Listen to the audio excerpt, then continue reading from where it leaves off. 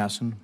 Well, thank you, Mr. Chairman and Ranking Member Peters, for this hearing. To the nominees, thank you for being here today. Congratulations, and congratulations to your families, too.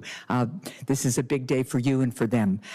Before I ask you some questions, I do want to say a quick word on the Trump administration's use of Signal, with a journalist included in the chat, to discuss the recent U.S. attack on Houthi terrorists in Yemen.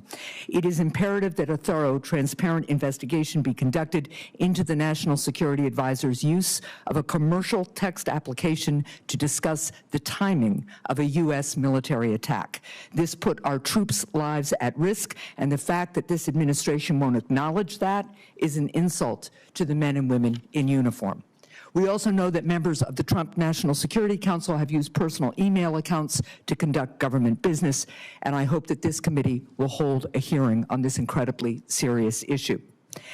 I also just want to start, I was listening to the chair about the need to fire the federal workforce, and I just want to talk about the impact that these random, arbitrary mass firings are having on my constituents.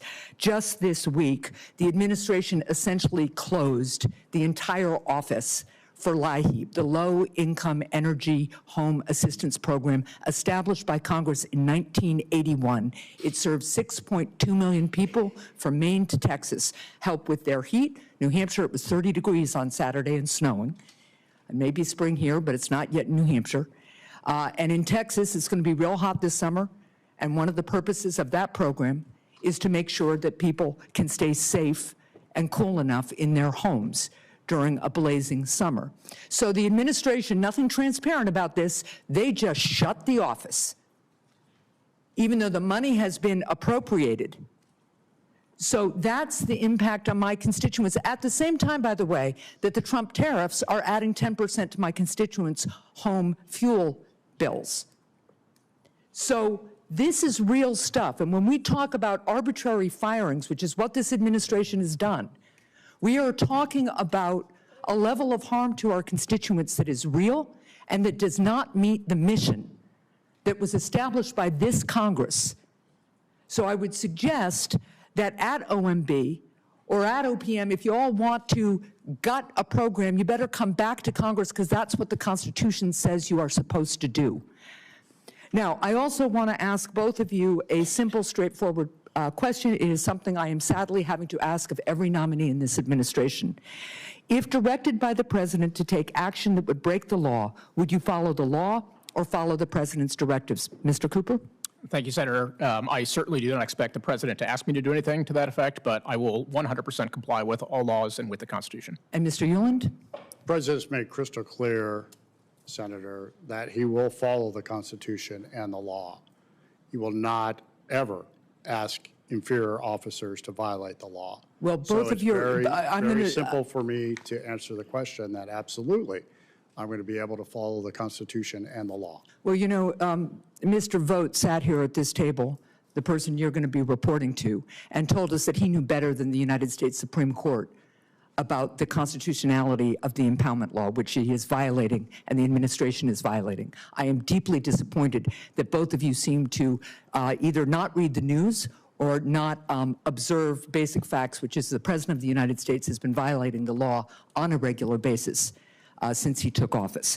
Now, I also just want to explore with you, Mr. Cooper, the limits of the OPM director's authority. If someone in the administration, let's say Stephen Miller or Elon Musk, were to say to you, I need you to fire a veteran who works for the VA because they posted something online in their personal capacity that I don't like, would you fire that veteran? Thank you, Senator. My understanding of the OPM's restrictions are that we can provide guidance, but OPM does not have the authority to actually go in and to do firing. So if those were to happen, those would have to be conducted by the agencies themselves. Do you think it's ever appropriate to fire an employee, let's say, providing expert service at the VA because of their political views? I certainly think that we should make sure that we're evaluating people for the skills that are appropriate for what they're doing, and if they're those things are interfering with their ability to do their job, then that's worth discussing. But otherwise, we need to evaluate people based on the performance objectives of their role. And you do know what the First Amendment of the United States Constitution says? Yes, Senator. The government may not interfere with free speech. Now, I have one more question. In January, President Trump, this is to you, Mr. Cooper, illegally fired several inspectors general, including the Inspector General for OPM. Since then, in response to concerns that Elon Musk's Doge has improperly accessed the sensitive personal information of hundreds of thousands of Americans via OPM systems, the acting Inspector General at OPM has confirmed that his office is looking into the matter. Will you commit to allowing the acting Inspector General and his office to continue this investigation without any interference or retribution?